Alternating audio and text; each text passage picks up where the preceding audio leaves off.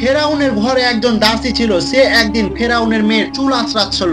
হঠাৎ করে তার হাত থেকে চিরুনিটা পড়ে গেল এবং মুখ থেকে বের হয়ে এলো বিসমিল্লাহ।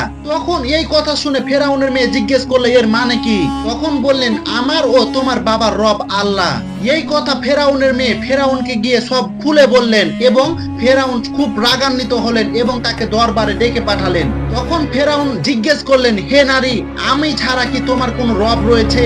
তখন তিনি এর উত্তরে বললেন আমাদের সবার রব আল্লাহ।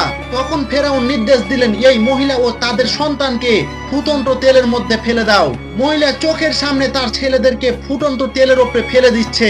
শেষে তার কোলে 5 থেকে 6 মাসের একটা বাচ্চা ছিল, যার কারণে সে পিছনে হটছিল। কিন্তু আল্লাহর হুকুমে সেই বাচ্চা কথা বলতে লাগলো। আম্মাজান ভয় পাবেন না, নির্ভয়ে ঝাঁপ দিন। নিশ্চয় দুনিয়ার শাস্তি আখেরাতের তুলনায় অত্যন্ত নগণ্য।